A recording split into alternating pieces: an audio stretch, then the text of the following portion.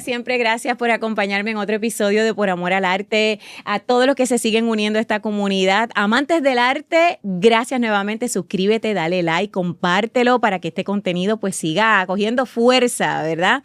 Y qué bueno es hablar con hermanos. Va a ser bien fácil conversar con este hermano de la vida. Es uno de los actores, y lo digo de todo corazón, de Puerto Rico, que merece hace tiempo una ovación de pie por todo lo que hace como obrero del arte, por todo lo que ha hecho por el teatro puertorriqueño desde todas sus facetas. Él ha sido, bueno, obviamente es actor principalmente, pero ha sido utilero, ha sido asistente de dirección, de director, regidor de escena, es director, escenógrafo, es un constructor de escenografía, él transporta escenografía.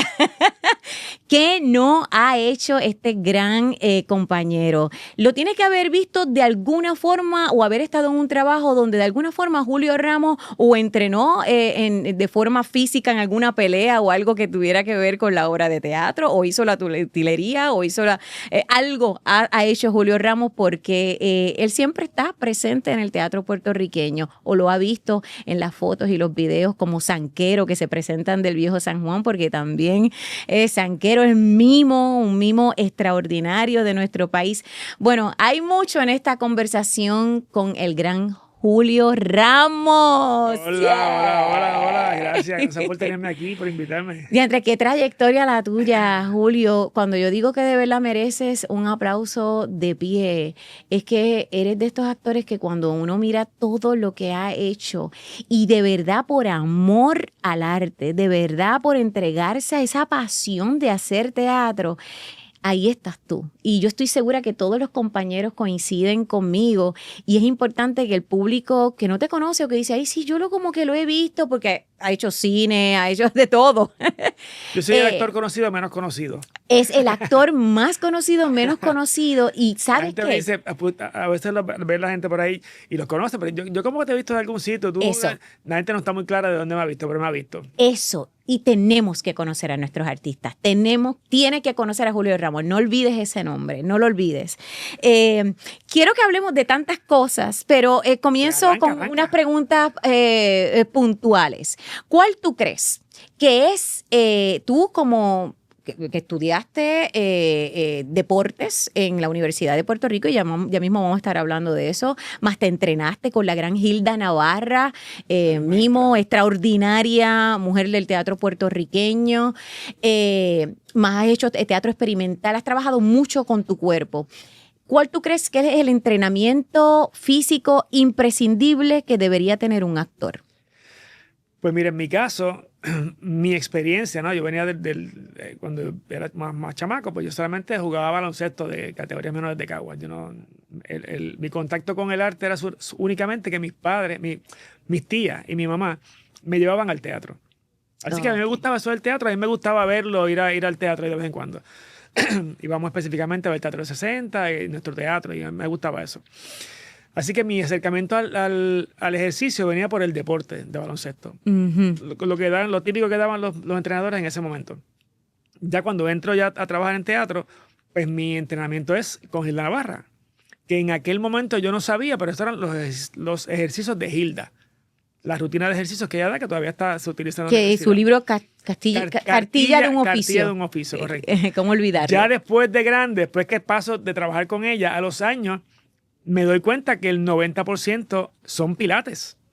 Así que el ejercicio que Hilda nos daba como clase para pantomima, era en realidad, la mayoría eran ejercicios de pilates. Es lo que hoy se conoce como pilates, ¿verdad? Que la gente por ahí lo conoce, y es cierto. Sin máquina. Yo hago pilates y yo siento que yo estoy en la clase de pantomima, correcto, que Julia Thompson obviamente adoptó todo eso. Sí, todos los maestros de pantomima aprendieron de Hilda. Aprendimos de Hilda y damos esos ejercicios. Pero, han pasado ya, casi 30, 40 años, pero básicamente son los mismos que daba Hilda, que son los mismos de pilates. Pero ¿crees que como entrenamiento físico de un actor es la pantomima lo que debe ser la base, es el baile lo que debe ser la base, es del deporte, o eso es una cosa personal, individual? Yo pienso que es personal, ¿verdad? Y depende de tus capacidades físicas también, ¿no? Y eso no quiere decir que seas flaco o seas gordo, eres más flexible o no. pero ese entrenamiento, por ejemplo, para los bailarines, no necesariamente tienes que bailar ballet, pero la gente que tiene una base en ballet, de pronto puede hacer muchas otras cosas que no pueden hacer otra gente que no tomó ballet como tan importante. Y eso es lo que estoy buscando para el actor, que podría ser eso. En el caso de la actuación, obviamente los ejercicios que daba Hilda, que son en esa línea que tiene que ver con el pilates y otras cosas más, no solamente pilates. Pero también la yoga, también la meditación, todo eso, todo lo que trabajé, porque en el caso de los deportistas, pues es un asunto un poco más técnico y de rigor físico, pero no hay un asunto necesariamente emocional, que ahí cambia a la parte de los actores o de los músicos, de los bailarines, que sí hay una emoción envuelta. O de representar una emoción, que no necesariamente es la tuya. Así que el que tú tengas ese complemento de la yoga o los ejercicios como los de pilates, yo entiendo que funcionan para el entrenamiento del actor. Pero, tengo que decirlo y me incluyo, yo pienso que los actores somos de los profesionales de las artes más conocidas, somos los más indisciplinados. ¿En serio? ¿A qué me refiero? A nivel del cuerpo, del uso del cuerpo. Del cuerpo, cuando es nuestro instrumento. Por ejemplo, un actor profesional, como somos nosotros, nuestros compañeros, nuestros amigos, los más violentos ya con una carrera, ¿cuál de ellos entrena todos los días su cuerpo? ¿Cuál de ellos calienta todos los días y entrena su voz? A diferencia de un músico profesional, un trompetista profesional, que todos los días hace entrena. Si es de flauta, toca flauta. Si es de contrabajo, toca contrabajo. Si es de cello, toca cello todos los días. O sea, que tú no crees sin los ensayos. Ese es su entrenamiento diario. Un bailarín de ballet todos los días hace una clase de ballet. Como el deporte. Y luego ensaya. Los deportistas hacen entrenamiento y luego practican su deporte. Y los actores no hacemos eso. Ok, pues entonces... Debátemelo. Pues entonces, no. Si hay actores que se entrenan. Y de hecho, cuando somos jóvenes, entrenamos más. Cuando nos vamos poniendo más viejos, entrenamos menos. Y es cuando más lo necesitamos. Bueno, yo le estoy dando duro porque es que es cuando más lo necesito. Pero lo que voy es de que nosotros los actores, un cantante de ópera profesional... Tienes toda la razón. No te lo debato. Pues entonces la pregunta primera no es qué tipo de entrenamiento tú crees que un actor debería tener, que me la contestaste muy bien porque tiene que ser el actor debe saber de todo, deportes, claro. de todo, de grima, pero específicamente, ¿nuestro instrumento cuál es? Nuestro cuerpo y nuestra voz. Tenemos que saber de todo, pero yo buscando, ¿verdad?, qué podría ser ese ejercicio que entonces debe ser como que debes pasar por eso, pues la pantomima, los ejercicios como los de Hilda Navarra, ¿verdad?, que están bien aliados a lo que es el pilates, la yoga, pero más que eso es la disciplina de entrenar el cuerpo todos los días. Con lo que tú quieras. Porque, por ejemplo, no necesariamente tendría que ser con pesas, pero hacer estiramiento diario, eso sería suficiente, por ejemplo. Todos los días vocalizar, nosotros no hacemos eso. Los mismos locutores no hacen eso. Y ellos viven de su voz. Ellos ni se ven. Sí. Y en realidad no somos disciplinados en ese aspecto, tengo que decirlo. Hay gente talentosa que lo puede hacer sin problema.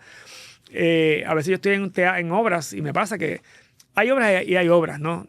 Hay obras que tú no estás mucho más concentrado y otras obras que son más simples, uno no calienta nada y la hace. Y queda muy bien o queda muy mal, da lo mismo. Pero en realidad el otro día estaba haciendo una obra y dije, diantre, yo llegué, me vestí y nada, ni calenté ni nada. De nada. Sí, no, yo tengo que hacer algo porque... Y nos zumbamos y eso está mal. Y lo mismo, eso es una obra que no tiene como otra conciencia diferente, pero una filmación. ¿Cuánto tú estiras para ir a una filmación de cine o de...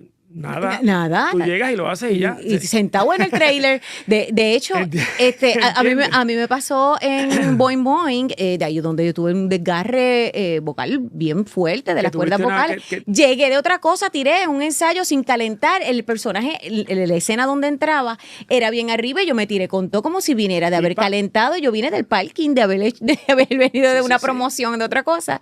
Y ahí, ¡pam!, en las cuerdas vocales dijeron, pero wow, espérate. El cuerpo te va avisando, claro. El cuerpo te va avisando. Ok, en tus procesos creativos, Julio, tú comienzas, ya que eres tan de tu físico, ¿verdad? De tanto entrenamiento físico que has hecho siempre toda tu vida, ¿Empiezas por lo físico a crear tu personaje? ¿Empiezas a Fíjate, través de la fisicalidad o por dónde empieza tu proceso creativo? Yo creo que a través de los años ha ido variando, ¿verdad? Cuando uno Ok. está en la universidad y uno está empezando en la carrera, pues uno tiene el asunto académico bien presente y los grandes teóricos, etcétera. Y uno creo que se agarra de ahí. Ya con el tiempo uno va desarrollando, según la pieza, según la obra que sea, es la manera como la vas a atacar. Mhm. Y no es menospreciando las comedias a los dramas, pero hay comedia y hay comedia, y hay drama, ¿verdad? Y hay drama, por decirte algo, o proyectos diferentes. Y yo pienso que según el proyecto es como tú lo vas atacando. Hay proyectos que son mucho más intelectuales y tú tienes que entrar a trabajarlo de una manera buscando información que el texto no te provee, buscándola en otras fuentes que no están ahí, no solamente con el autor, cuál es el momento histórico, de dónde viene, para saber cómo voy a atacarlo. Y cómo ese personaje atacaría esa situación que se presenta en esa escena. Hay otras obras en que en realidad, pues no, uno se aprende las líneas y más o menos te vas inventando el personaje más de afuera hacia adentro. ¿Verdad? Por ejemplo, cuando hicimos Papo 2024 Papo Swing, del año es una obra pasado, muy que simple. trabajamos juntos. Exacto, pero la última vez que trabajamos fue muy divertido. Y en Y tú realidad, llegaste con una fisicalidad que todos hicimos como que, ¡oh! Nos enamoramos pero de tu fue de afuera para personaje. adentro. Sí, fue de afuera Porque para obviamente adentro. yo ahí, qué sé yo, dije, este señor era un viejo, según él estaba en el texto, era un Ajá. viejo verde. Dije, pues voy a tomar características de pantalón. Ajá. De pantalón de comedia del arte. Así que tomé características de pantalón y lo fui, ¿verdad? Metiendo en la pieza. La comedia del arte italiana. Y de ahí pues fui tomando cosas y las puse de una manera contemporánea. Ajá. ¿Verdad? Pero ahí no fue un trabajo que yo tuve que buscar información, ir a otras fuentes, ponerme a estudiar acerca de la historia, el momento histórico. Ahí no, era una cosa muy simple. Pero sí, la fisicalidad en algún momento de tu proceso tiene una parte importante, sea antes o sea después. Es decir, la postura, la forma que camina el personaje. Sí, a veces uno no se puede ver, ¿verdad? Depende de que el director te diga. O unos compañeros, a veces uno le puede pedir, mira, pues chécame si estoy haciendo esto bien. Porque uno piensa que se está votando y no se ve nada, ¿verdad? Y eso es en teatro, pero es que como estamos mezclando dos cosas, pero también en el cine es otra cosa. Porque entonces en el cine la fisicalidad es una cosa que tenemos que desaprenderla porque todo es más chiquito. Exacto. Más chiquito Y y tú más chiquito. que vienes del entrenamiento como mimo, que más adelante vamos a estar hablando de toda esa experiencia tuya con Gilda Navarra y demás. ¿Cómo haces para ajustarte a cine? Porque tú has hecho Sí, bastante y he hecho cine. cosas buenas, he hecho cosas malas, pero he hecho cosas buenas también. Pero el otro día me pasó un incidente, hace una película, en verdad, una película muy mala, se llama Panamá. Ok. Se llama Mel Gibson y Cole Hausler. Ok. Fíjate nada más que Mel Gibson. Sí, está bien.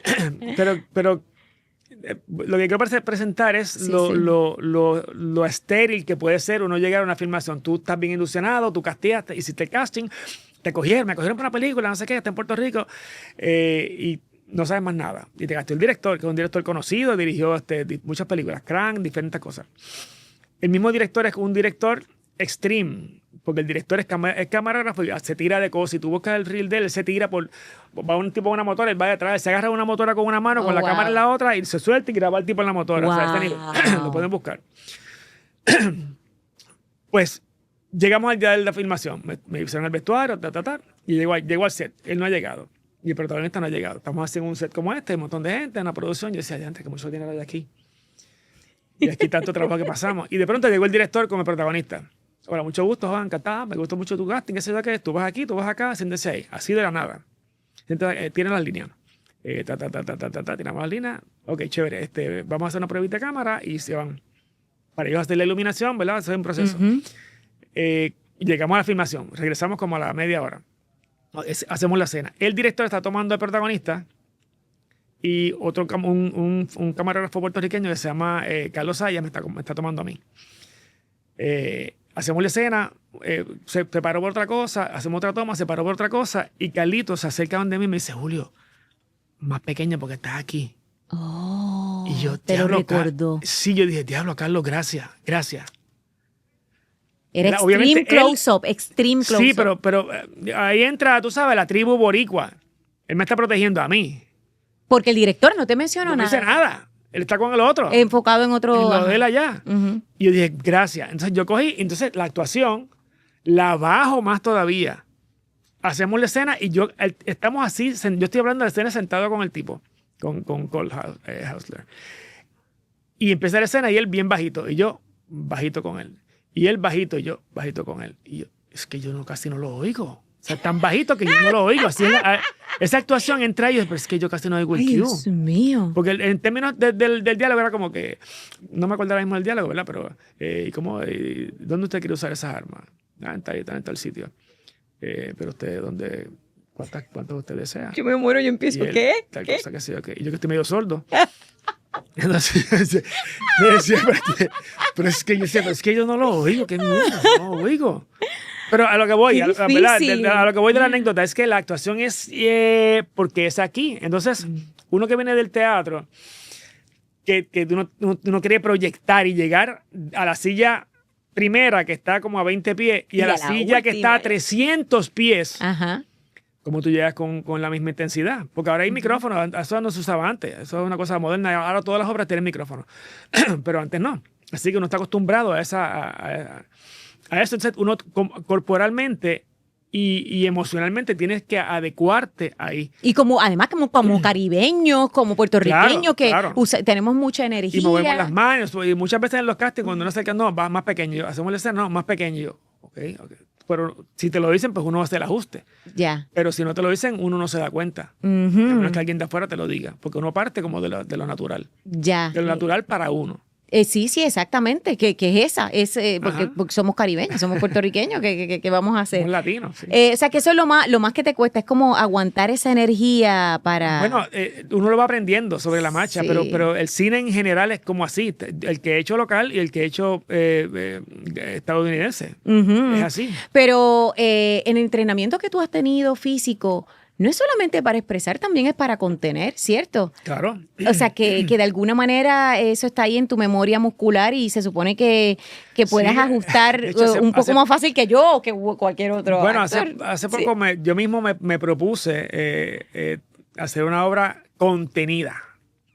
Que fue cuando hice la que hice con Marian, que era Éter, la obra Éter, Ay, estoy loca que es por una verla. obra sobre violencia doméstica con la actriz Marian Pavón. Ujú. Y entonces el personaje mío es una obra sobre violencia doméstica. El personaje mío está en una silla de ruedas y solamente puede mover el brazo izquierdo y la cabeza. Tiene una parálisis en todo su cuerpo por un accidente que tuvo. Así que yo estoy toda la obra, excepto en una escena. Toda la obra en una silla de ruedas y solamente puedo mover el brazo izquierdo y la cabeza. ¿Verdad? Y hablar Ujú. con un poco de dificultad. Pero tengo que tener todo el cuerpo Quieto. quieto y cuando Qué ella difícil. cuando ella me carga, pues tiene que estar mongo. Porque hay uno siente que en el momento que él se cae, él lo levanta, etcétera. Ahí hay todo un ejercicio Entonces ahí hay corporal. un control. Yo tengo que estar bien consciente y como yo sé que la gente está pendiente porque me lo han dicho. Después de la obra hacemos un foro. Me dice, estaba bien pendiente a ver si movías algo y no movías nada. Mi primo es así. Mi papá está así y te estuve bien pendiente porque yo sé cómo es y lo hiciste muy bien. Wow. Y para mí eso es un gran halago, ¿no? Claro. Pero yo estoy bien consciente, estoy corriendo la obra. Sí, yo también soy el director, entonces no puedo evitarme. Ese yo movimiento mismo era para allá, no era para acá. Estar pendiente de aquí, esto se cayó para acá, se cayó el vaso para allá, ¿cómo hago ahora? Quedé virado porque me muevo con la mano, pero a veces no quedo exactamente donde tengo que estar y quedo un poco más de espalda y tengo que moverme, ¿no? Pero mantener ese control fue como uno de los últimos trabajos que fue bien complejo para mí y estar bien pendiente. Yo ¿Cómo creo que lo logras? ¿Qué es ahí la base? ¿La respiración, la concentración? ¿Cómo? Con Hilda Navarra yo aprendí que, ¿verdad? Y muchos teóricos arrancan de que toda la energía parte del plexo solar, ¿no? Ujú. Pero también con Hilda aprendimos que muchas de las emociones de inicio, de control o de contenido, la trabaja con la respiración. Y ahí está Lo la trabaja con la clave. respiración, con la Ujú. respiración, con la respiración.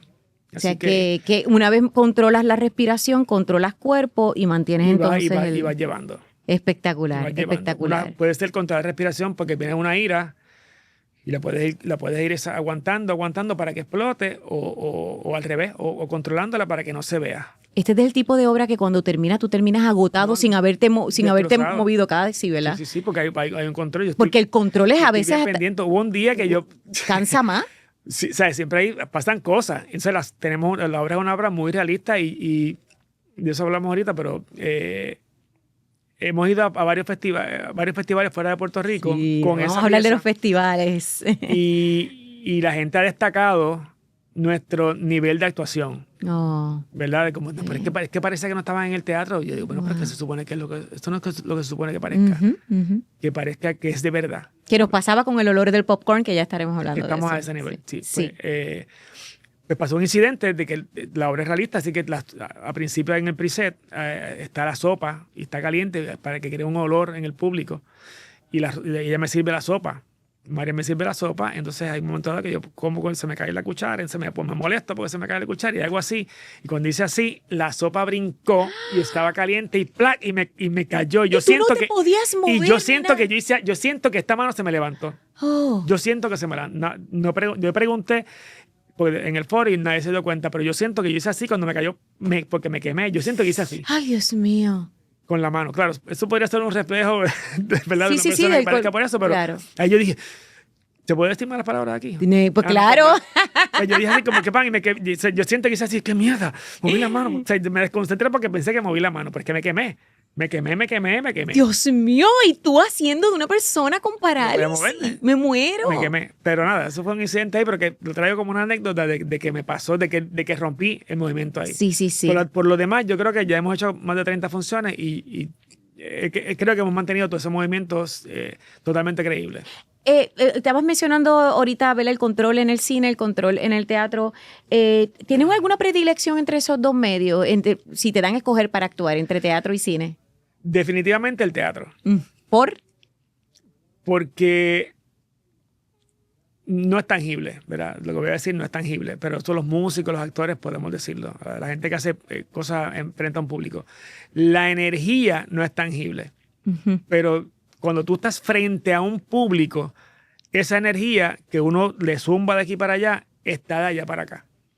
Es lo que uno recibe, más que lo que uno da. Eso tú no puedes medirlo hasta que tú lo sientas, no puedes. Sí. Entonces el cine, aunque hay trabajos muy buenos y son bien complejos y uno ve cosas tremendas, es como bien inhumano porque todo es fuera de orden, hay un montón de gente ahí, la concentración es distinta. Y no se recibe eso del público. No recibes nada de eso. No se recibe. Tú estás metido aquí. Y tú estás metido por la cámara. De hecho, tú actúas para la cámara. Pero en el teatro no actúa para el público. Entonces, esa energía que viene de allá para acá no se siente en el cine. Y la película está exitosa, te dan 20 premios, lo que sea, pero no lo sientes. Y me imagino con los músicos lo mismo. Tú haces un video musical que tiene no sé cuántos millones de views, pero tú estás en un concierto, no es lo mismo. Definitivamente. Y los músicos dicen, no, yo me gusta hacer conciertos porque tienes el público ahí. Claro. Y eso es una energía. Donde yo sentí una cosa así como abrumadora fue en el concierto de Ricky Martin del 98 que estuvo en el parque Irán Bison. Ajá. Y tenemos una participación en Sanco y salimos a sanquear, pero sanqueamos frente a 30,000 personas 2 noches. Dios mío. Entonces era una cosa como bien impresionante sentir esa cantidad de esa energía. Wow, y ustedes trepados en esos zancos. Sí, pero a lo que voy es la cosa de esa energía. Yo nunca había sentido una cosa como tan abrumadora como esa. ¿Tú sabes qué? ¿Tú sabes con qué yo lo comparo, Julio? Esto es bien loco. Yo fui a Argentina hace muchos años. Realmente iba de camino a Chile, el país de mi marido, a conocerlo. No a mi marido, sino al país. Al país. Que es muy bonito, muy bonito. Entonces, muy bonito. Muy bonito, muy bello Chile. Entonces, paramos en un juego de fútbol en Argentina, del River Plate y no sé qué otro, ¿verdad? Y eso estaba lleno, son miles y miles y miles de personas. Y esa energía es violenta. Yo estoy sentada y cuando metieron un gol que todo el mundo se paró, nadie me empujó ni me tocó. Y yo sentí que por detrás me hicieron ¡fua! Y me metieron por detrás. Y nadie lo hizo. La energía fue tan fuerte que yo me paré y empecé a aplaudir y a gritar también. No sabía ni qué... ¿verdad? Todavía yo no sabía mucho de fútbol. Exactamente. Mira, esa energía, eso fue un ¡fua! Y se quedaron mis pelos parados y fue como una cosa.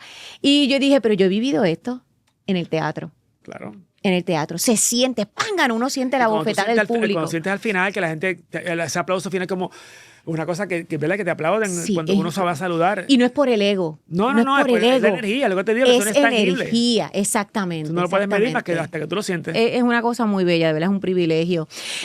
Tú has trabajado, Julio, Dios mío, has trabajado cuando comenzaste en el departamento de drama pues con Dean Saya, con José Luis Ramos Escobar, con Rosa Luisa Márquez, con unos grandes, Idalia Pérez Garay, Gilda Navarra, obviamente. Has participado con muchas compañías y colectivos, Agua, Sol y Sereno, en Taller Síntesis, que fue el grupo exactamente que se formó después de Taller Hierba Bruja.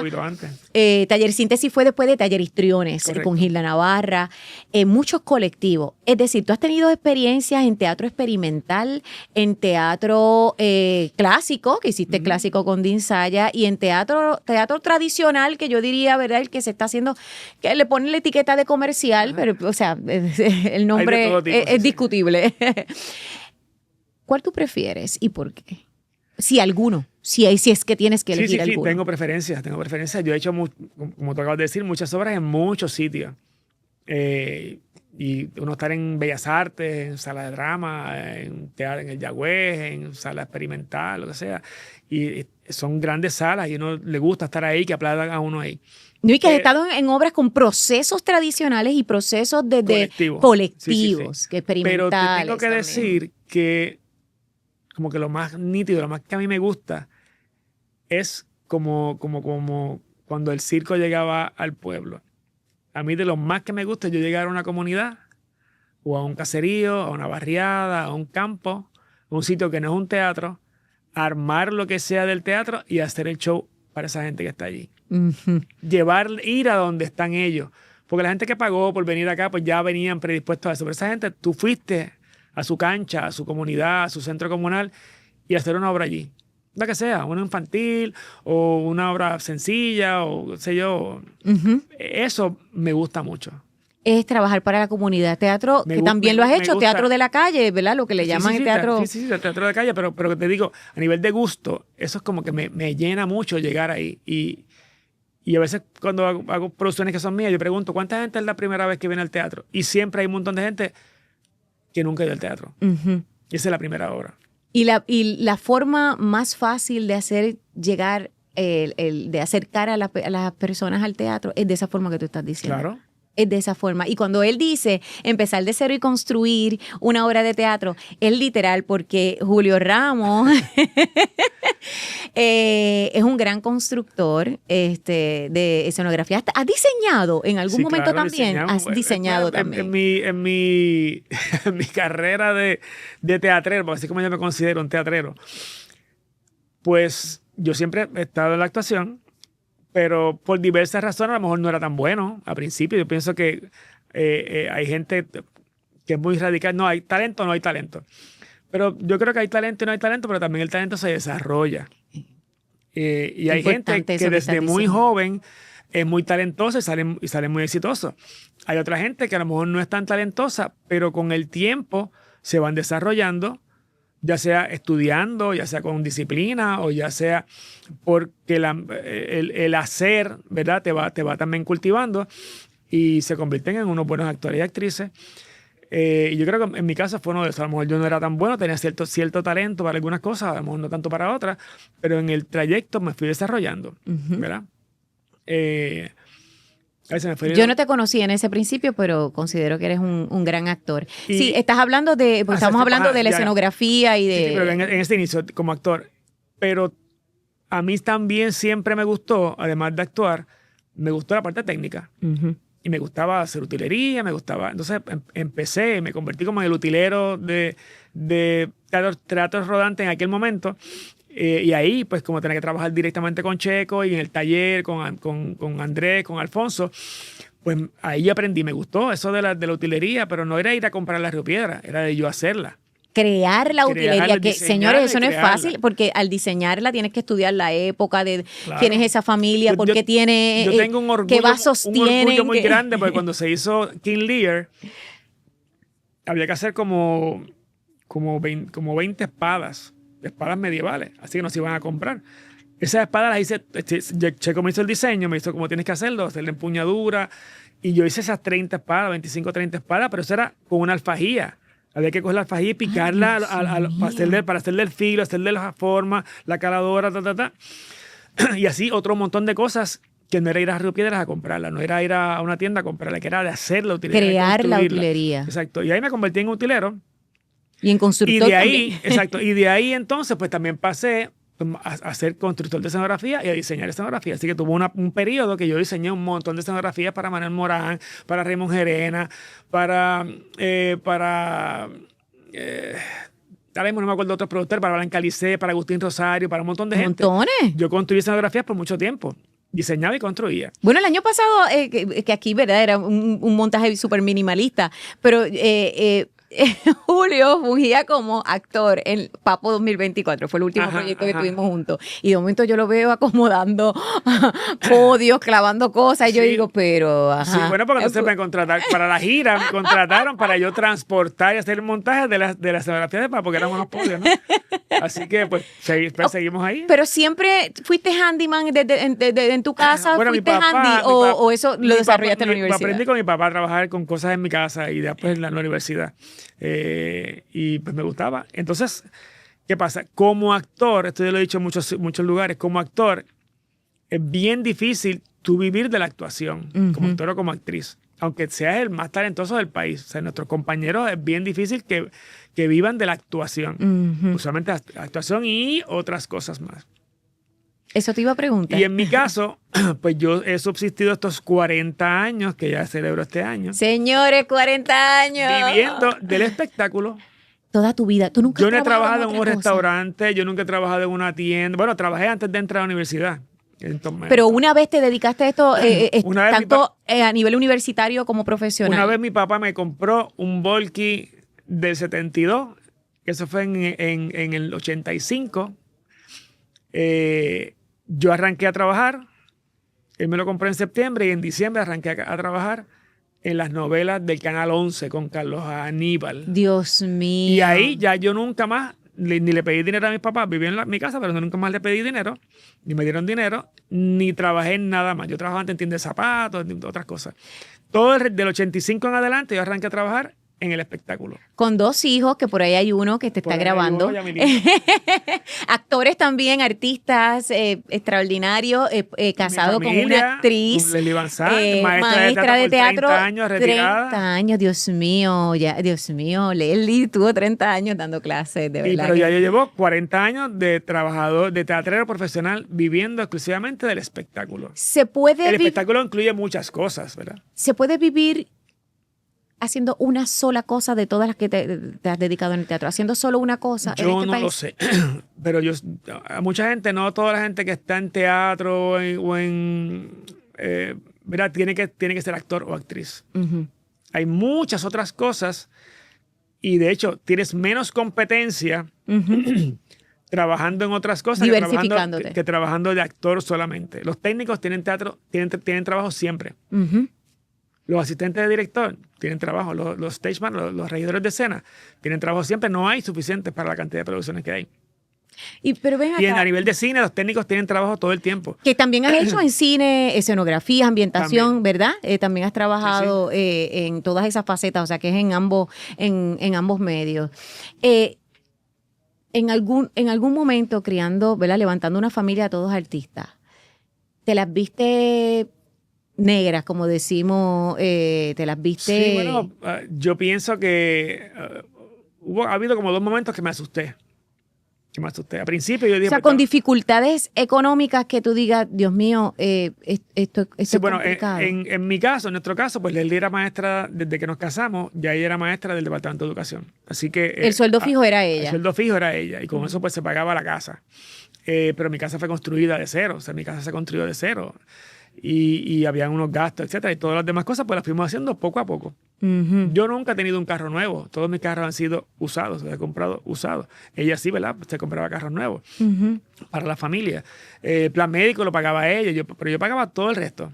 Ya. Y a veces eran, ¿verdad? A veces había menos y a veces había más, pero nunca, excepto esos 2 momentos que económicamente como que se acabaron los chavos y como que, ay, no tengo nada guardado aquí y llegaba algo raro. Siempre te has Siempre reinventado. llegaba algo, exacto. Y lo traigo no para hacerte obviamente sentir incómodo. Yo creo que No, todos pero hemos es que pas- hay es que que la decirlo. incertidumbre está presente y o sea, también los jóvenes que nos están viendo, los que nos ven de afuera que quieren saber, ¿verdad?, cómo el artista se maneja, sobre todo desde el glamour que ven a uno en las alfombritas rojas de las películas y las cosas, o la televisión y las películas de la realidad. Y él no es tampoco haciendo un llorado, no es ni una cosa ni la otra.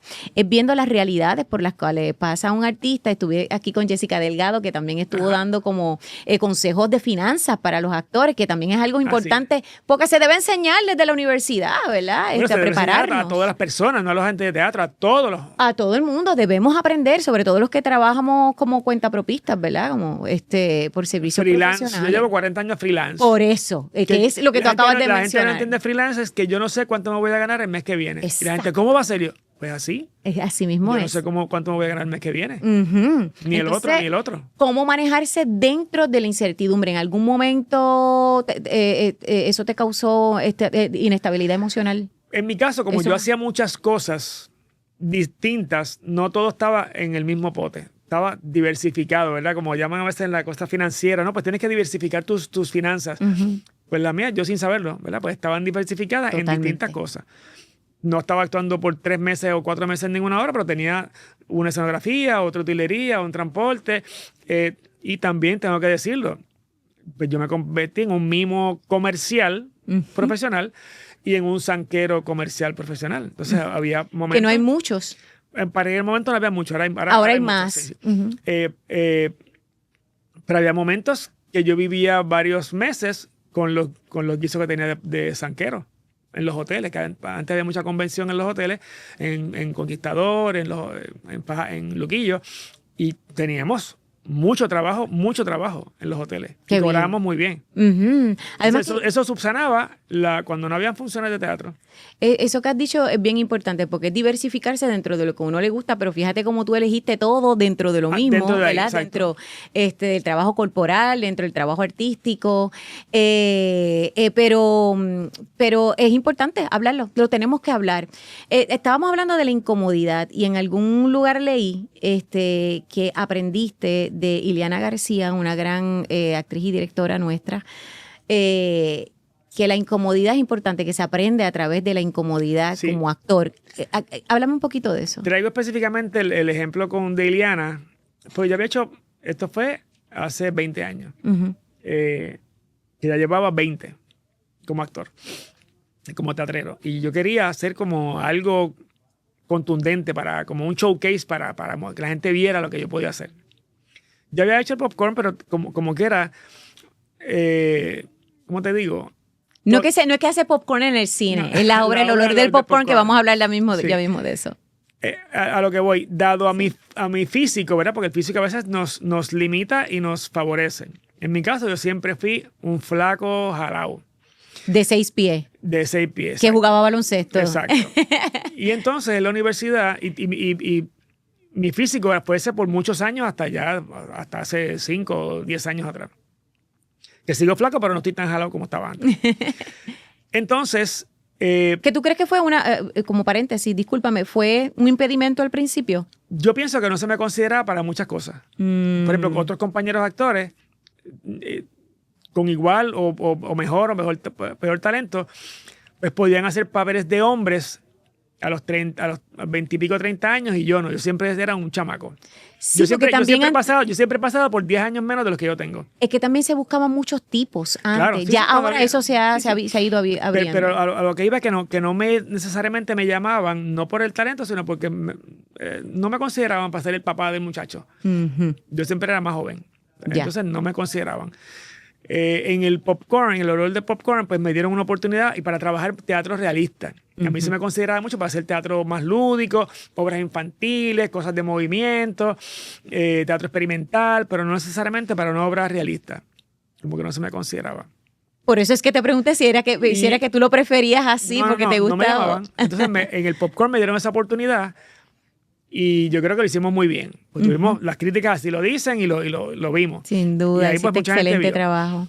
Ya después de ahí, pues me seguían llamando poquito, pero yo decía que yo quería hacer como un showcase. Así que para aquel tiempo trabajamos mucho con Ileana y dijimos, pues yo quiero hacer un monólogo. Y entonces ella me dirigió un monólogo que se llamaba Etiqueta para machotes de caché. Un monólogo cortito. Y lo hicimos en varios lugares y dije, vamos a hacer ahora un monólogo largo, para mí solo. Y ahí es que surge la idea de hacer 7x7, que eran unos monólogos sobre el tema de los 7 pecados capitales, que lo traemos de los ejercicios que teníamos con Hilda, que a veces habían ejercicios de ese tipo. Porque ella trabajaba mucho los pecados, capitales, pero es para trabajar las emociones y la corporalidad. Y otras cosas, exacto. Y entonces Ileana y yo creamos este espectáculo y creamos el concepto y creamos todo. Así que, y el concepto quedó en que íbamos a llamar a 7 escritores para que nos escribieran 7 historias cortas de aproximadamente 7 minutos para mí. Entonces los hablamos con todos ellos. Después hubo uno que no pudo y entonces terminaste escribiendo tú. Yo. Y ahí pues Ileana me montó esa obra. Entonces, con el trabajo anterior de Etiqueta para machotes de caché y con 7x7, aunque yo ya había tenido mucha experiencia con otros directores y en la universidad, con Idalia, con Joffe, con Dean, con Hilda, donde yo descubro, donde quien me trabaja como director a mí es Ileana. Ok. Ileana, éramos ella y yo, éramos, ¿verdad? Todo el tiempo ahí. Entonces, ella es la que me lleva a ser susceptible, a abrir, porque hay actores muy buenos, pero mantienen la coraza. Su coraza ahí y actúan esa otra parte. Como son muy buenos, pues actúan esa otra parte. Pero yo, como a lo mejor no era tan bueno, tenía que abrirla. Y Ileana fue la que me llevó a ese punto, que es bien difícil porque uno no quiere entrar en ese espacio. O sea que fue un clic en tu proceso como actor, o sea, como creciste grandemente. Y descubrirlo, o sea, porque es que ¿verdad? Por eso te digo que hay obras y hay obras, ¿no? Y todos los que somos actores lo sabemos. Donde tú abres ese espacio que tú no quieres enseñarlo y abrirlo. Y el trabajo de dirección de ella conmigo fue a ese nivel. Y yo sé como que... Y duele abrirlo, ¿verdad? Pero pasas a otro nivel actoral. Yo no sabía hacerlo a menos que ella me llevara. ¿Cómo te ayudó? Con ejercicio, hablándote. ¿Verdad? Un trabajo bien individualizado. Ella fue una coach. Exacto. Y trabajando esa vulnerabilidad. Tienes que ser vulnerable. Porque uno no quiere ser vulnerable. Vulnerable. Uno quiere ser estoico, fuerte. Sí. Pero abrir esa vulnerabilidad a nivel de la actuación me trabajó mucho en mí. Sí, eso que estás diciendo es bien importante porque de hecho muchos grandes maestros y profesores de técnicas de actuación lo que buscan precisamente es llegar a tocar esos botones donde uno se permite a sí mismo entrar a esas esquinas que duelen, que son oscuras, recuerdos, situaciones claro. Personales, ¿verdad? Exacto. Y a todo eso, un director o un coach, en ese caso, ella era mi directora, pues te va llevando. Y yo pienso que lo logramos con ese trabajo también. Ese trabajo quedó muy chévere. Y que ella te hablaba de la incomodidad, entonces, ¿por qué? ¿Cómo llegaron a este asunto de que incomodarse también es importante para la actuación? Porque eso ahora mismo no me acuerdo quién fue el que lo dijo, pero lo leí y dije, eso es muy cierto. Los artistas en general robamos y hacemos lo que sea necesario para llegar a eso que nosotros queremos a nivel de nuestro arte. Y entonces cuando ella me llevó ahí, fíjate, yo no quiero entrar ahí, pero dale. Era incómodo. Es incómodo. Pero si no te hubieras incomodado... No se llegaba a ese nivel artístico. Exactamente. Y eso es, a fin de cuentas, lo que todos los artistas queremos. No es el aplauso, es llegar a ese nivel artístico. Porque... el 90% de los actores mundiales no son ricos, ni viven bien, ni nada por el estilo. Seguro. Es porque es una cosa que es como un vicio, es como una cosa que te lleva ahí. Sí. ¿Para qué me metí a esto? Porque te gusta, porque es un vicio. Y hay que salir de la zona cómoda para descubrir nuevas vías, nuevos caminos. Y tenemos amigos y hemos trabajado con muchos actores que son extraordinarios. Pero todos más o menos nos quedamos en la zona cómoda hasta que te sacan de ahí. Ujú. Hasta que te sacan de ahí, cuando te sacan de ahí como que diablo. Y creo que pasa más con los hombres y va desde la dramaturgia. Desde los personajes, ¿verdad? Los personajes de mujer, muchos se son presentados desde su vulnerabilidad. Claro. Es a lo que me refiero, ¿verdad? Entonces, pues las actrices tenemos que trabajar esas vulnerabilidades desde el primer personaje que le toca a uno hacer. Exacto, sí. Entonces, los personajes de hombres, recios, duros, esto, lo otro, hasta que te toca entonces Bueno, o sea, descubrir otros hombres en ti. Hombre, y igualmente mujeres, que no es mujeres, es vulnerabilidad, También. no tiene que ver. Sí, no tiene que ver. No Pero tiene que ver. lo mencioné como, porque la dramaturgia, claro, lo definen como hombre, mujer, pero a la hora del trabajo artístico no tiene que ver con género, lo que tiene que ver es con descubrir Con el ser humano. con el ser humano, que somos humanos, coño. Pues con ese trabajo, y yo lo destaco porque ahí fue donde yo lo descubrí. Y asimismo, también yo lo he trabajado cuando paso al otro lado, que es el lado de la dirección. Entonces ahora soy yo el que tengo que ver cómo, utilizando otras técnicas o esa misma filosofía que Iliana inculcó en mí, cómo lo trabajo con los otros. Yo con estoy las loca otras, porque me dirijas. y con las otras. ¿Cuándo comenzaste a dirigir y por qué? Pues yo pienso que estaba listo antes, pero no me atrevía. Ok. Así que trabajé muchos años de asistente de director y de regidor de escena, Ujú.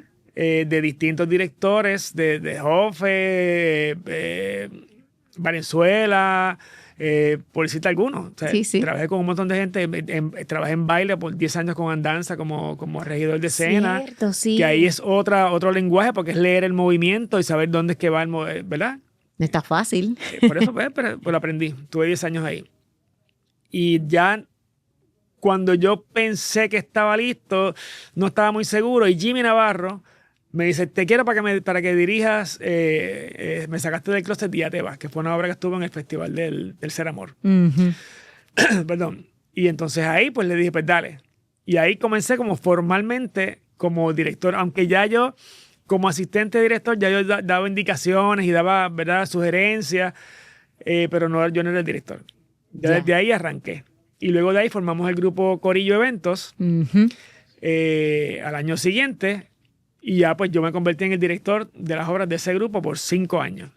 Y ahí pues fue donde me desarrollé y de ahí pues dirigí otras cosas más fuera del grupo. Y ya te has quedado, el grupo, pues nada, hubo como una división, ¿verdad? Por decirlo así, que cada cual siguió su Sí, no, rumbo, pero ¿no? el grupo continuó y Marian, Lili y yo pues nos salimos del grupo, pero Ok. continuamos trabajando juntos y somos amigos, no pasa nada. Pero que sí, claro, pero entonces sí se han quedado como grupo ustedes. Corillo Eventos siguió Ujú. bajo la dirección de José Manuel y siguió Wanda y Linet.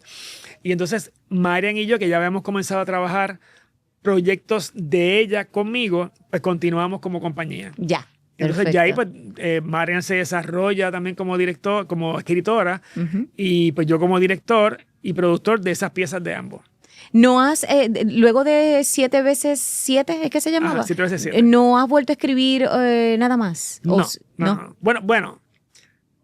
Sí y no, ¿verdad? Están en la gaveta, No, yo no he escrito nada así yo solo. Lo que pasa es que las piezas que escribe Marian, ella las escribe y yo aporto en cierta parte de la dramaturgia. Muy bien. O cambio unas escenas, o le digo, escríbete por aquí. O sea, la voy guiando hacia donde yo como director quiero que ella lleve ese texto.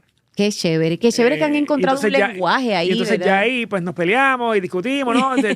Tú pulseas, doy mis puntos, ella da los de ella y pues llegamos a acuerdos, ¿no? Como es el arte. Seguro. ¿Verdad? Que tú Seguro. empujas para allá, empujas para acá y vamos a ver. Y yo creo que hasta ahora todas las críticas de todos esos proyectos que hemos hecho han sido muy favorables para ella como dramaturga y para mí como director. En esa llevan ya con más de 5 años, ¿verdad? No, nosotros llevamos ya 12 años trabajando juntos. ¿Qué? Sí, Y 12 como años. pasa el tiempo, Dios mío. 12 Yo me años. como 5, son Sí, 12. porque Wow. yo le dije, o sea, yo le empujé para que ella escribiera su primer monólogo, que fue Esperando tu regreso. Que estuvo genial. Y ese proyecto fue en el 2014. Se Ah, pues escribió en sí. el 13. Sí, Ya sí. son 12 años. Como pasa el Corrido. tiempo. Y después hicimos Medea, digo, aparte de los stand-up, ¿no? Pero hicimos Medea y Éter. ¿Te gustaría seguir desarrollándote como director? Sí, no, yo pienso que ya yo creo que no voy a volver como escenógrafo, a menos que sepa algo para mí, como ha pasado en las ocasiones. Las escenografías mías las hago yo. Pero yo creo que me quedo ya en la actuación y dirección. Y la dirección. Y en la producción, que estamos produciendo eventos, ¿verdad? Que ya son más... Que es un lío producir, pero... en realidad económicamente sale mejor. Claro, sí, ya uno va moviéndose a otras cosas. Mira, hay alguien que tú quieres un montón y yo también, y me va a dar pie también para hablar de nuestros proyectos juntos, Ajá. que te quiere hacer una pregunta. Escúchalo. Señor Julio Ramos, tengo una pregunta y la pregunta es la siguiente. ¿Cuál es ese proyecto que siempre has querido hacer y no has tenido la oportunidad de hacerlo? El gran Mario Colón, director de El olor del popcorn, que vamos ya mismo a hablar de eso, pero contestaré la preguntita. Pues mira, Mario, sí, hay dos proyectos. Cuando yo tuve la oportunidad de graduarme después de un bachillerato de 8 años. ¿Qué te estuviste? 8 años, pero porque también tú hiciste sí, pero deportes, hiciste comunicaciones. Un minor en Educación. En educación física en el complejo y otro en educación.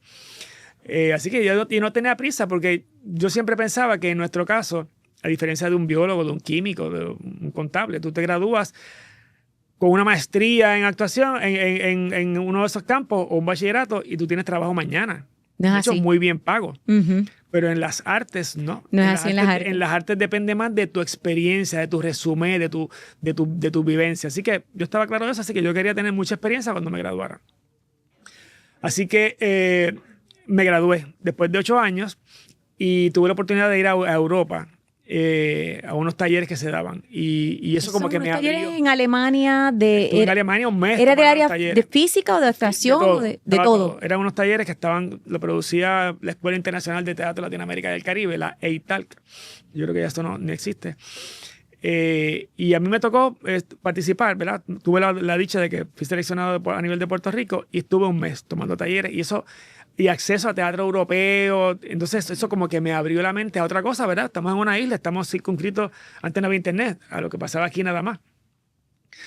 Así que en aquel momento me surgió de que yo quería hacer una obra, yo quería hacer Macbeth. No para yo actuarla, para yo dirigirla. Okay. En aquel momento que yo no me consideraba director, yo quería montar un montaje de Macbeth. Okay. Pero un montaje que no fuera en un teatro, que fuera en un lugar outdoor o unas ruinas o no sé qué. Y se ha quedado por ahí, entonces ya después se me ha complicado la cosa porque ya siendo productor, yo mismo me pongo las trabas pero es que uno se asusta. te van a pedir permiso de bombero. Eso no es un lugar, no te van a dar permiso para hacerlo ahí. La silla, que no sé qué. Entonces, yo mismo me pongo las trabas. Eso no es una obra comercial, pero yo creo que la voy a hacer en algún momento. Uh-huh. Y la otra que quiero hacer es una obra que no es infantil, aunque se asocia con que esa obra es infantil. Que es un montaje del Principito. Ajá. Esa sí es para un teatro. Pero mi certeza es de que ese va a ser el mejor montaje que se haya hecho del Principito. Oh, lo tienes claro. Yo estoy claro, o sea, hace como 5 o 6 años, como 7 o 8 años por ahí, del montaje. Tengo las escenas, tengo todo, sé lo que va a hacer, pasa que es un montaje muy costoso. Y estás esperando que... Entonces estoy viendo de qué manera es que lo voy a hacer, con quién lo voy a hacer. A lo mejor yo no lo produzco, lo produce una empresa, otra Seguro. gente. Pero es un montaje que no se haya hecho nunca. Auspicios.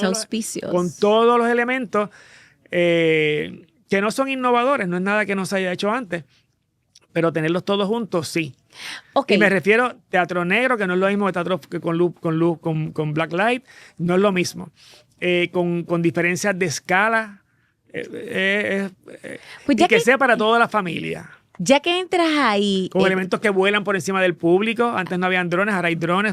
Por ahí esa es la cosa. Que de repente sí, que de repente no o sea, es viable. Te digo que es un montaje que no se haya visto nunca. Pero entonces, ahora el problema es que ahora no hay funciones para estudiantes. Sí, no es que no haya, sí. pero que han bajado considerablemente. Tú hacías una obra antes y hacías 30 y pico funciones de una obra para escuela. Ya haces 3, 4, 5 con suerte. Porque hay un conglomerado de cosas que se han ido destruyendo desde, nosotros hacemos nuestra parte, pero también los gobiernos, Claro. Desde la educación, desde el teatro en las escuelas, desde el interés de sacar de las escuelas a los jóvenes Las bellas artes. a las bellas artes. Mi esposa exacto. es maestra de teatro y de pronto ella era la única maestra de teatro en todo el distrito de Guaynabo y Trujillo Alto. O sea, la única. Y había como 20 y pico escuelas. Sí, sí, sí. Y así con música, con baile, con bellas artes. Plástica. Nos queda mucho por hacer. Nosotros estamos haciendo mucho. Yo creo que falta que también, como en tantos países del mundo, el gobierno ponga de su parte también. No se está pidiendo pero no limosna ni nada. Estamos se pidiendo un considera- proyecto de país donde las bellas artes sean incluidas Lo que como algo pasa es que importante. los gobiernos piensan que el futuro es solamente las ciencias y las matemáticas. Ujú, Y están equivocados. totalmente. Es importante las ciencias y las matemáticas y el emprenderismo, etcétera, pero el deporte y las artes es una fuente de ingresos. Es una Así fuente, es. un área de movimiento económico. Claro que sí. Y no solamente me refiero a los conciertos de reggaetón y a los juegos de NBA. Es que hay toda una economía, vemos miles de personas que vivimos del entretenimiento y de las artes Ujú, y de la totalmente. cultura. Eso es así. Y no se considera. Entonces, El mismo turismo, cuando tú buscas, ¿verdad? Turistear, tu vas a primer cualquier acercamiento es museos, el entretenimiento, teatro, todo. O sea, es arte y cultura. yo a veces le digo a algunas personas que chamaco de una escuela pública, por decirte un nombre, no estoy diciendo nada particular, en Yabucoa, va a ir a un concierto de la Orquesta Sinfónica cuando tenga 30 años. Ujú. ¿A cuántas ballet va a ir un chamaco de una escuela en Comerío? Porque Así él no es. se expuso a eso para saber si le gustaba o no. Exactamente. ¿A cuánta gente para el teatro? En el deporte, los deportes que dan en la escuela de educación, en las escuelas, pues, pelota, baloncesto, voleibol y yo no sé qué más, atletismo, pero hasta ahí hay un montón de deportes más que no tienen oportunidad, pues entonces le compete al gobierno, a los gobiernos, exponer a los estudiantes a el ballet, a lo que me compete a mí, al ballet, a la música clásica y Popular. popular. Ujú. A los museos, exposiciones de arte, Totalmente. a conciertos de música clásica, a las óperas. No hay forma de que un chamaco se interese si no lo llevan. No, Yo me interesé en el teatro porque mi mamá y mis tías me llevaban, pero mi escuela no me llevaba.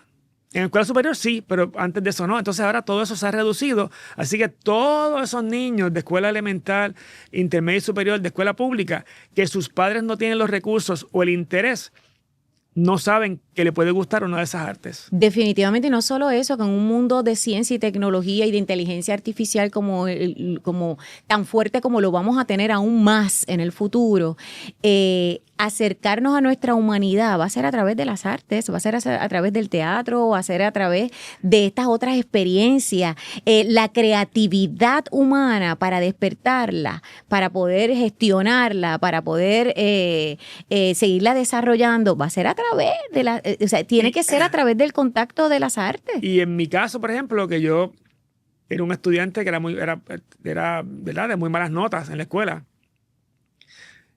Yo estaba refugiado en el deporte, ¿verdad? Pero muchos amigos míos que también estaban colgados en la escuela se refugiaban en la esquina, en el vicio, en la jangueadera, porque no, como estaban colgados en la escuela, que había que estaba chévere, que ellos eran buenos, Ujú. ¿verdad? Entonces, cuando yo entro al deporte, que me destaco en el deporte, pues entonces eso me sacaba de ahí. Totalmente. Te salvó. Y mi ejemplo ahora, pienso yo que me salvó, y mi ejemplo ahora es que las escuelas de bellas artes, los cursos que son after school, si en la escuela no está, pues después de la escuela, los Sí. municipios, en los teatros, en los centros comunales, tienen que tener clases de teatro, de música, de pintura. Además, por la de salud de mental. escritura, a eso es lo que voy. Porque muchas veces una persona no es introvertido, pero de pronto puede escribir unas cosas hermosas o por ahí puedes ver los problemas de él. Así O es. en su arte, o en su actuación. Entonces los sacas. Es mejor que se acueste a las 10 de la noche ensayando a que se acueste a las 10 de la noche en la esquina. Creas productividad en esa persona. Y esa persona de pronto encuentra que es bien buena y se motiva, y eso motiva a su vida entera. Eso es así, totalmente de acuerdo. Y los gobiernos no apoyan esa parte. No, al revés, nos estamos alejando de eso. Gasto, no lo ven como una inversión. Que tú Correcto. estás creando, no es para crear actores, es para crear gente sensible ante el arte, gente sensible ante la precariedad, ante un sufrimiento. Y que puedan sanar a través de las artes y de la cultura. Y que ciertamente sí, también hay un negocio ahí que no lo estamos viendo. Y también hay una empresa. Que no lo estamos viendo. Bueno, le contestaste las preguntas a Mario, pero tenemos que hablar ¿verdad? De muchas experiencias que tuvimos con él, con el olor de popcorn. Para ese momento que hicimos el olor de popcorn, que fue del 92 al 98, 97, por ahí más o menos, la obra que más había viajado fuera de Puerto Rico era Quíntuples y el olor de popcorn. A festivales fuera de teatro. Si no es por ti, yo no creo conciencia en estas últimos, el año pasado se volvió a hacer la obra El olor del popcorn de José Luis Ramos Escobar con un elenco de... Un montaje diferente. Un elenco nuevo, joven. Y nos hicieron recordar mucho, ¿verdad? Nuestras experiencias en la universidad de cuando hicimos El olor del popcorn. Y bueno, yo no había creado conciencia de lo que dejamos a nivel de historia haciendo esa obra. Sí. O sea, contigo... Ahorita lo estábamos hablando y creo conciencia gracias a ti. Contigo has sido el actor con el que más yo he trabajado en una misma obra. Sí, hicimos como 40 y pico de funciones. ¿Contigo? Un poco más. Sí. En 5 años. En 5 años. Y en distintos países. ¿Eso de los festivales ha caído? Sí, no solamente en Puerto Rico, en otros países también ha habido recortes económicos y a la cultura. Pero también han surgido otros. Okay. ¿Verdad? En Latinoamérica la cosa está bien precaria. A nivel de Europa, pues siguen habiendo todavía grandes festivales. En España tienen un montón de festivales. Estamos hablando de los festivales de teatro, donde tuvimos la oportunidad de participar en muchos, en España, en Venezuela, en México, en Estados Unidos. Y todos esos viajes para mí, transformaron mi vida. Sí, es que volvemos a lo mismo, ¿verdad? Somos una isla, nos quedamos aquí y cuando uno sale, no es que lo de afuera es mejor, porque igual tú sales y ves obras afuera y dices, eso es una mierda. Y la gente, ¡wow, bravo! Y yo, pues eso es una mierda, porque la gente está, ¿verdad? Se crea como un culto. Pero es bueno que uno lo vea, porque así sabes. Valoramos lo que hacemos aquí. Aquí hacemos nuestras condiciones. Son bien distintas a muchos países, a los países que son grandes capitales de teatro. En los demás países o demás ciudades es bastante parecido como acá. República Dominicana, que tiene 11 millones de habitantes, tiene 5 millones en la capital. El teatro funciona bien parecido como es aquí. Las obras duran 2 weekends, hay gente buena, gente mala, montajes experimentales, montajes más comerciales con gente de televisión, etc.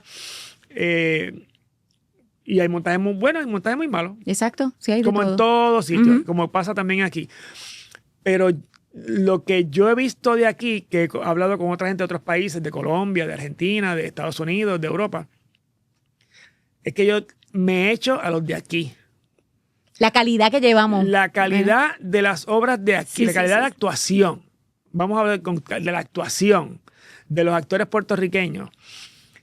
La calidad del montaje de la dirección con los recursos de aquí, que son el más precario, es el de tiempo. Yo estoy hecho a cualquiera. Porque a veces yo veo, aquí hacemos muchas obras muy malas y obras muy, muy buenas. Así es.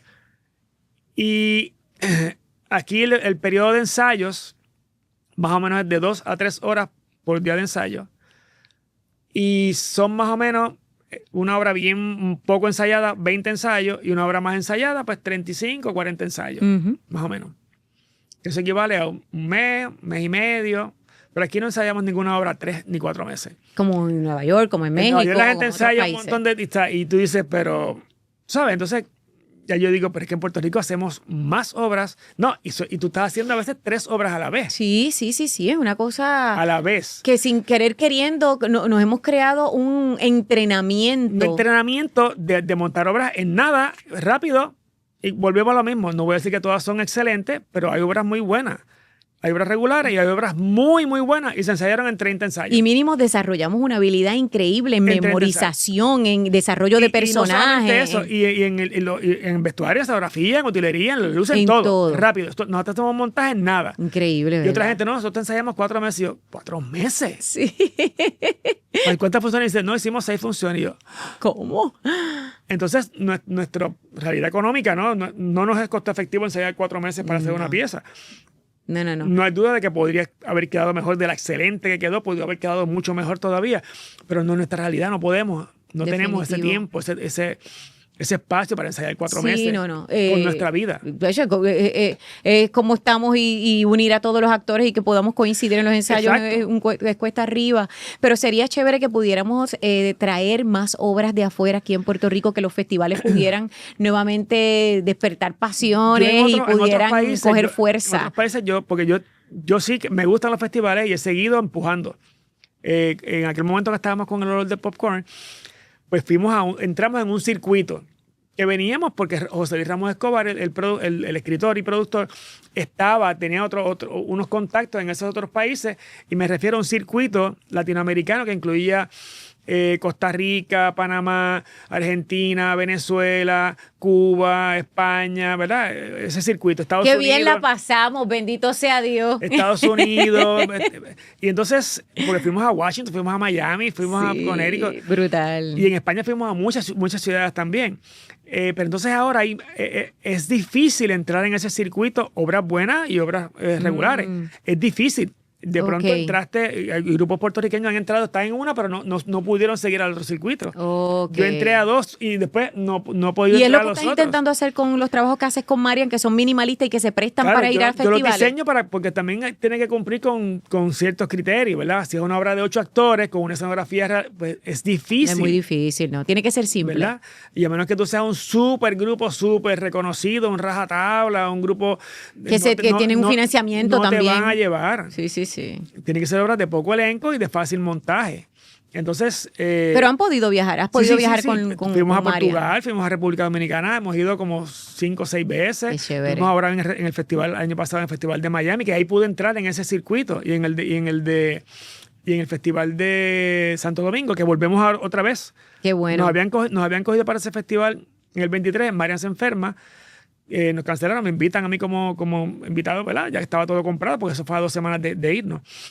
Al año siguiente fuimos con invitación de Casa de Teatro y presentamos el año pasado, y ahora nos invitaron al festival de nuevo. Qué bueno. Que repetimos. A ver si se abre ese circuito, como tú dices, y nuevamente se crea ese intercambio cultural que es tan importante. Porque nos hace falta que nos vean. Porque mucha gente, yo nunca había visto un grupo de Puerto Rico que había venido a este festival. No conocíamos que había. Entonces, y el crecimiento, aparte de que se representa Puerto Rico, ¿verdad? Somos representantes de Puerto Rico, el crecimiento para uno como actor. Ay, María, nosotros allí mirando mirando aquella catedral, qué recuerdo bonito, ¿verdad? Yo después volví con Leslie, pero uno de los recuerdos más bonitos que yo tengo fue cuando fuimos a Galicia, que estábamos en Santiago de Compostela, que tuvimos unas funciones allí en la universidad. Qué bello todo. Y el recuerdo de Yamaris y yo acostados, mirando, me acuerdo con la mochila atrás, mirando la catedral en el piso, mirándola de abajo, así toda. Ay, y un montón de aventuras. Estuvimos en las Canarias. Comiendo mantecado en el frío, congelándonos, pero porque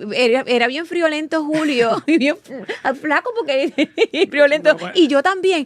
Y entonces, ¿qué frío? Nos comemos unos mantecaditos. Pues dale. Y así congelándonos, comiendo mantecado. Pero ahí, fíjate, en ese montaje del olor de popcorn, éramos una trupe, porque nosotros llegábamos y tú estabas a cargo, tú como actriz, tú estabas a cargo de la utilería y de colocar todo. Yo estaba a cargo de la escenografía, Mario estaba a cargo de las luces. Entonces éramos una trupe y viajaba. Yo diseñé una cama que se partía por la mitad, porque era una cama que era como de un frame de metal. Sí. Y yo la piqué y le puse unos tornillos, y nosotros viajábamos con la cama. Eso es así. Y pedíamos allá el matre y otra maleta. Y un baúl. que se usaba en la obra, que era donde estaba la utilería del vestuario. Exactamente, yo acomodaba todo Y yo llevaba un piso que también estaba metido ahí. Entonces pedíamos allá los bastidores. todos teníamos labores. Y llegábamos al teatro, vamos a montar. Y en 2 o 3 horas estábamos montados. Exactamente, a menos que llamar y se le perdiera el avión. Bueno, el avión a menos que llamar y estuviera haciendo una novela de esas últimas que quedaron. Ajá. Y entonces llegó al aeropuerto tarde porque se atrasó la grabación. Y el llanto. Y entonces no llegó a tiempo a la obra y no pudo acomodar bien el vestuario y el vestuario que usó sustituto se lo rompió encima. Se le desgarró. Mira, eso pasó en serio. Pasó que en México, eso fue en México y diantre, yo me tiré al piso cuando llegué al aeropuerto y me cerraron la puerta en la cara, me tiré al piso cual la dama de las camelias. O sea, aquello fue ¡no! Y como quiera, llegué ya con el público allí en la sala, llegué corriendo, eso sí, llegué súper centrada porque estudié en aquella guagua. Yo dije, yo tengo que llegar enfocada a hacer esto bien, ya que llegué. ¿Y dónde fue? ¿La Cholula o Yo no me acuerdo si fue en Cholula o dónde fue. Pero la cosa es que como hubo un poquito de prisa, era lejísimos. Hubo un poquito de prisa con el asunto del vestuario, que lo acomodaba yo y demás. Pues hubo un errorcito ahí y porque había otro traje rojo, tú cogiste ese traje. Sí. Uno que era de utilería, que no era el tuyo.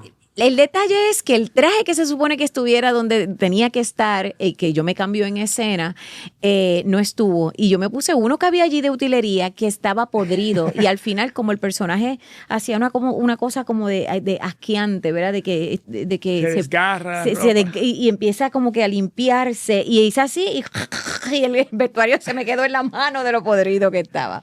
Eso lo vivimos nosotros, pero fueron experiencias bien chéveres, Julio, de verdad que sí. Te tengo una pregunta antes de que, mira, ves, tú siempre nos extendemos. Ok, la estética de Hilda Navarra. ¿Es la estética que sueñas con tener en esos proyectos que le contestaste a Mario que quisieras desarrollar en el futuro o tú tienes una estética diferente? Definitivamente sí. Es la estética de Hilda Navarra. Yo creo que la he implementado en muchos trabajos inconscientemente. Ahora que tú me lo traes como si es la estética de ella, yo creo que específicamente en la iluminación y en el sonido, sí. En la actuación no necesariamente, porque los montajes, pero sí.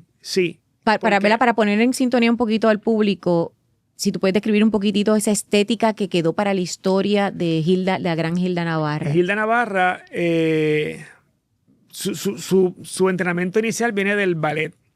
Y luego ella se va a España, ya mujer adulta, se va a España, estudia bailes españoles, se fue de gira. Y ahí le cambian el nombre de Hilda García a Hilda Navarra, le pusieron el nombre.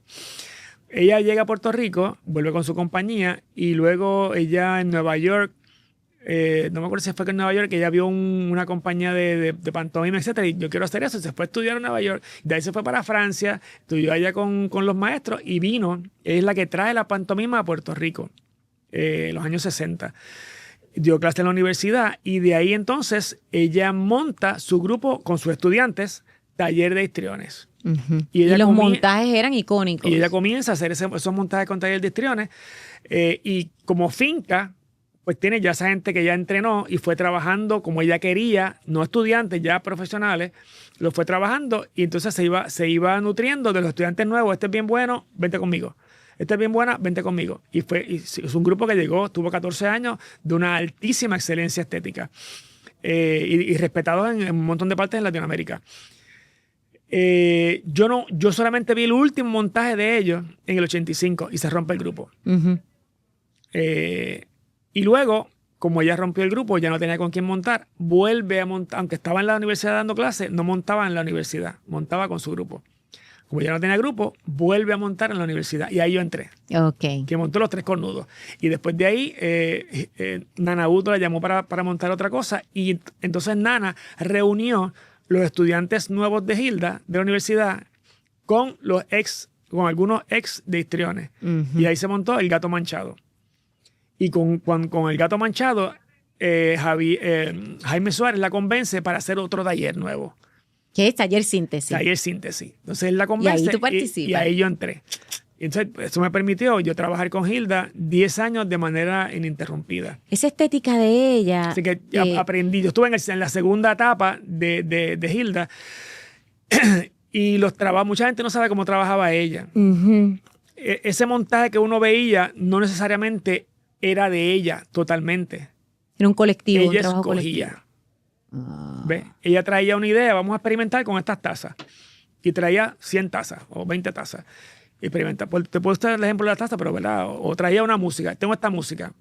Vamos a pensar en esta música y en el campo, por decirte algo. Y se experimentaba. Hagan todo lo que está haciendo Yamaris. No, solamente hagan la parte cuando Yamaris va al piso y la parte de arriba cuando está haciendo la fulano. Y así se iba trabajando. A veces traía otra música, a veces traía otro elemento. Y así se iba trabajando. Entonces ella iba escogiendo. Qué maravilla. Iba escogiendo. Ella era muy buena escogiendo y guiando. Y a nivel de imagen, el vestuario, las luces, la música. la Ella música escogía la escogida, música. todo. Entonces, Era una belleza. de ahí yo entiendo que, te digo, caí en cuenta ahora cuando me lo dijiste, que sí, yo tengo incorporada una estética, específicamente en la iluminación y en el sonido, que es de ella. Sí. Porque mirando mis montajes, a veces muchos diseñadores, aunque yo he trabajado más o menos con Jorge Ramírez, ¿no? Que es el que me gusta, con el que me llevo, tengo una química ahí, exacto. Se entiende. Y tenemos, que en Medea, tenemos un cue que a veces yo quiero que los cues sean imperceptibles. Ujú. Y de hecho me molestan a veces cuando los cues son, pum, en la misma escena cambió la luz para acá, y yo, pero ¿por qué tiene 10 segundos, tiene 3 segundos y no tiene 40? Ay, suavecito. Entonces yo le pongo, en mis montajes, yo tengo cues de 2 minutos. Ujú. Y tengo un cue que la luz entra primero y después se va a la otra. No es que hace así, no que va a un crossfade, que es lo más común. Y ahora yo cayendo en cuenta, viene por ahí. Claro, Hilda también tenía unos excelentes diseñadores de iluminación. Tenía por muchos años a Quique Benet, y que es un maestro, un artista. Y tenía también a Checo Cuevas, tenía a Ulvia Sánchez. Tenía los duros de los duros. La difunta Ulvia Sánchez. Paz descanse. Pero ella le pedía. Sí, pero es bonito porque yo me siento, ¿verdad?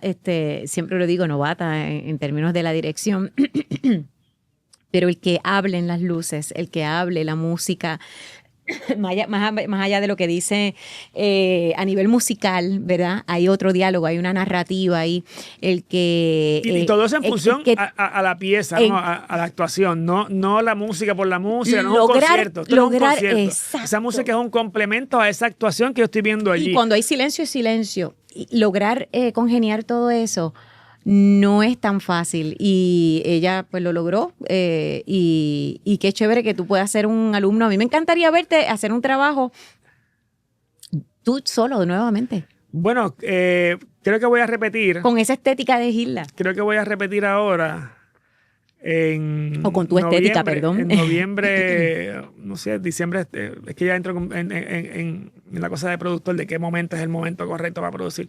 Pero voy a repetir quiero traerlo después de 20 años, quiero hacer 7x7. Para celebrar los 40 años. Para celebrar los 40 años este año. Y mis 60 este año, ahora en 2 meses. ¡Wow! Qué chévere, qué chévere. O sea, que lo hice a los 40 para a los 60. Ajá. Hay cosas que a lo mejor no voy a poder hacer.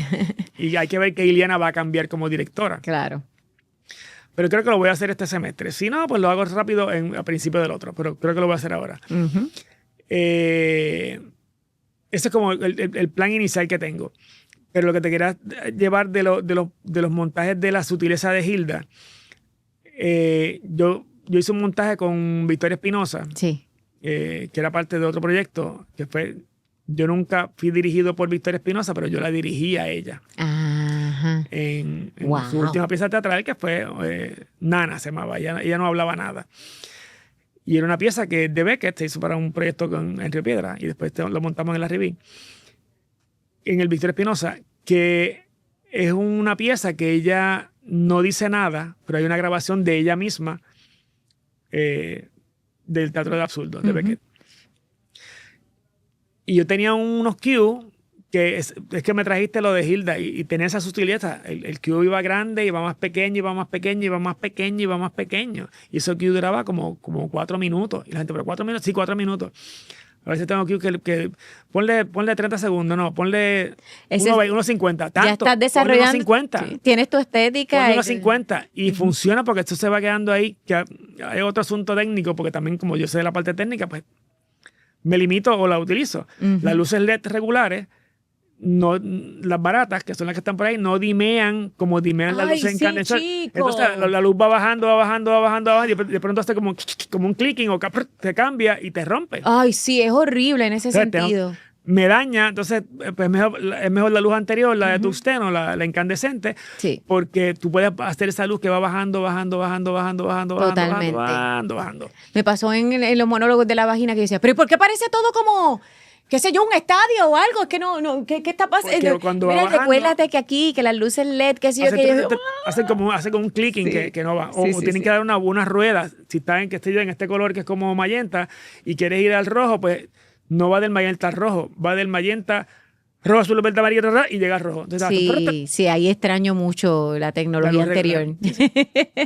Pero para cerrar lo de Hilda, sí, me hiciste ahora caer en cuenta de que sí yo tengo eso metido ahí, de esa estética de Hilda, en la iluminación y en el sonido. Yes, claro que sí.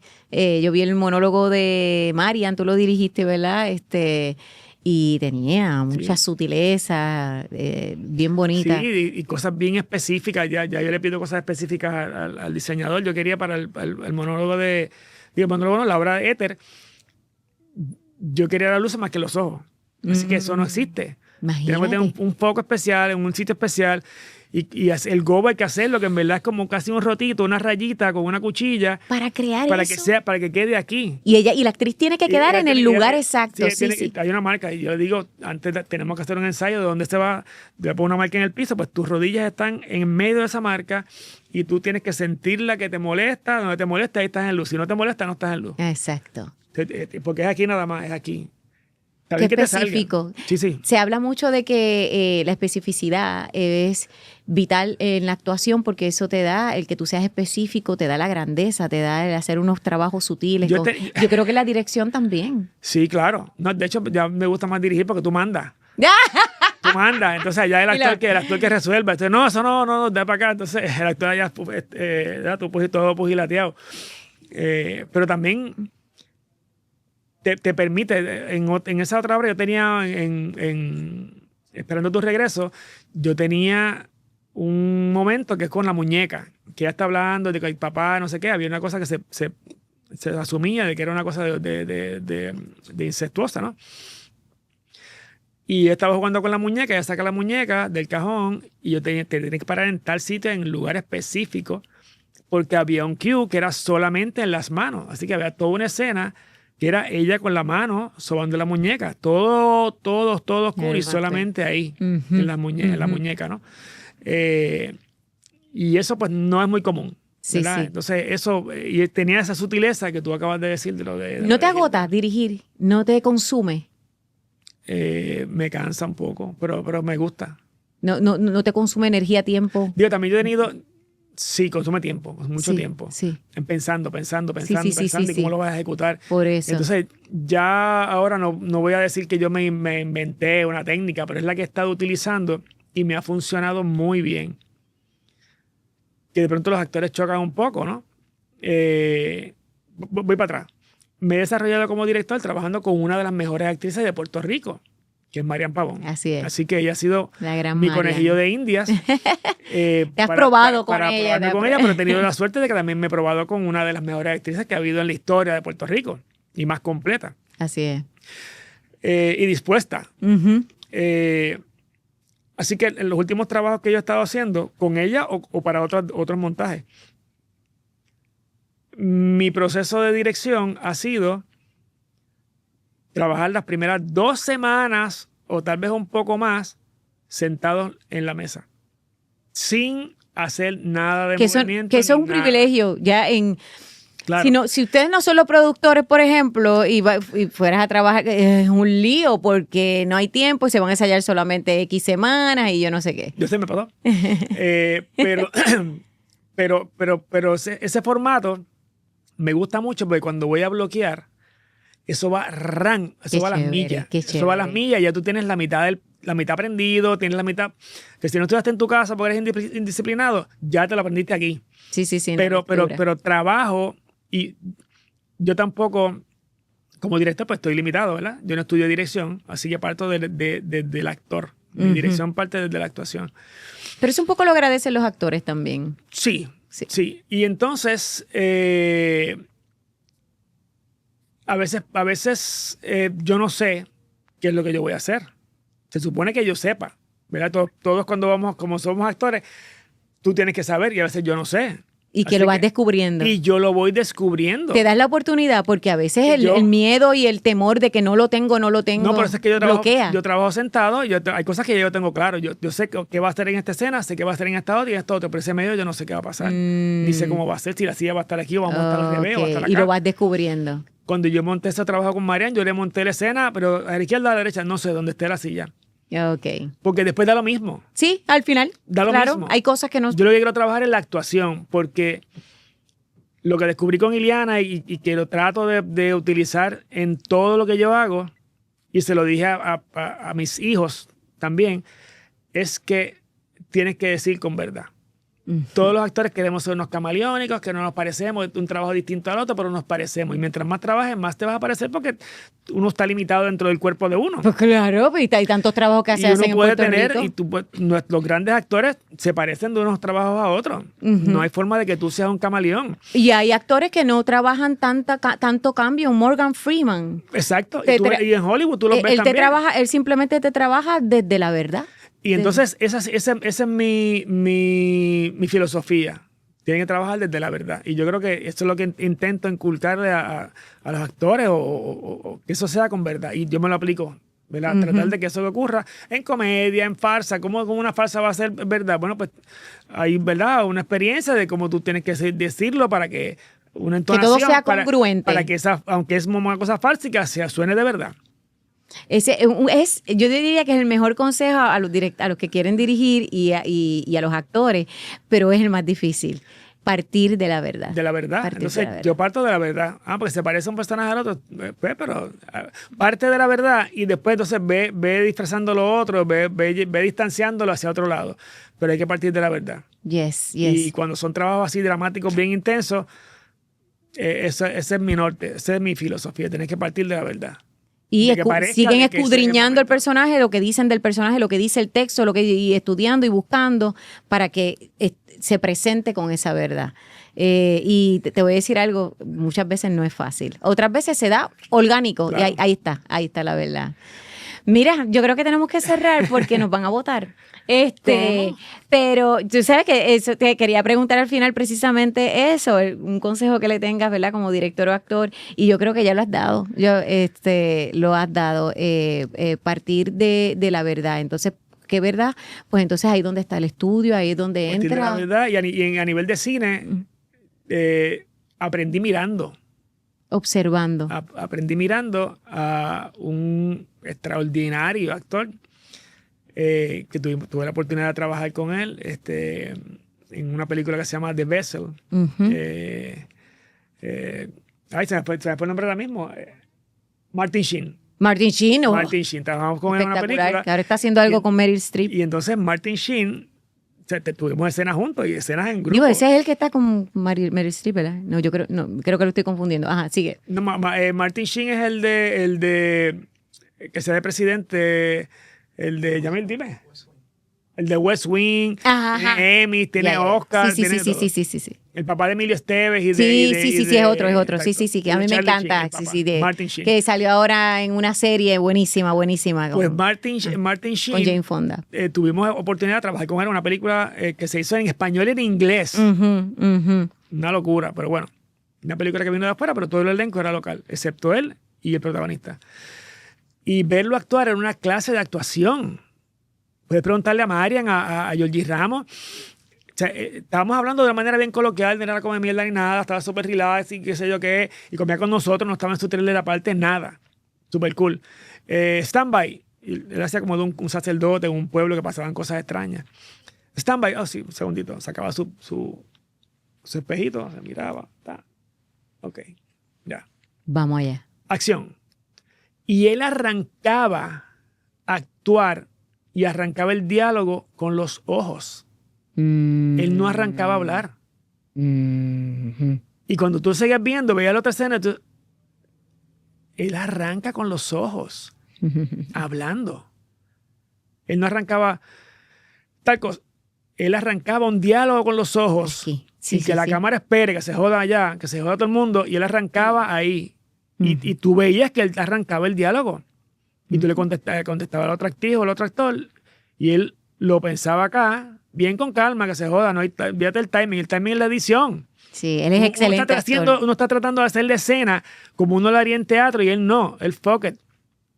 Él aguantaba. Tú le contestabas, él se quedaba así, pensando lo que tú le dijiste y te contestaba bien relax. Eso es muy cine. Eso es muy cine. Exacto. Por eso te digo que es para cine. Sí. Pero que uno acá trata a veces, pienso yo, que de hacer la escena como que sea corrida, aunque el tiro es para ti. Sí, bien orgánica. Y tú estás aquí, trata de escena orgánica o las tienes contigo, tú estás ahí y no necesariamente. Sí, hasta que te dicen, mira, voy a necesitar cortar, espera 2 segundos antes de contestarle, espera 2 segundos tú también. Y entonces uno ya ahí siente como que, ay, esto no es orgánico. Es que es así, es cine. Verlo actuar fue una clase de actuación para cine. Bueno, pues yo creo que, tú sabes qué, que con esto podemos cerrar porque tú has dicho algo bien clave y es la observación. Cuando observamos a un compañero, nos damos la oportunidad de aprender de lo bueno, de lo malo, de qué me convenció, qué me gustó de ese compañero. Y yo creo que eso lo perdemos cuando nos ponemos a juzgar y a criticar a los compañeros. Perdemos la oportunidad de que ahí hay algo que podemos aprender siempre de los compañeros. Uta Hagen habla mucho de esto y lo habla en este video y con este video ya después nos despedimos. Ahí está. When you watch your fellow colleagues working, don't be judgmental. Don't say, oh, I like his work, or don't like her work, or he knows what they're all. It teaches you nothing. If you really watch and identify with it, if something is convincing, ask yourself why. What are they doing that is allowing for that? If you don't believe it, say, that's wrong, that's what I do. How can I correct that? And so that even when you listen to me, you listen for your criticism, not just theirs. Then your participation in every scene will not be just as an audience, but will be an active learning one for each of us. There isn't a mistake that you make that I haven't made over and over and over again. And it is out of acknowledgement of those errors and trying to correct them that we all learn something and grow together. Maravilloso. Ahí está la clase. Grandes palabras. Grandes palabras.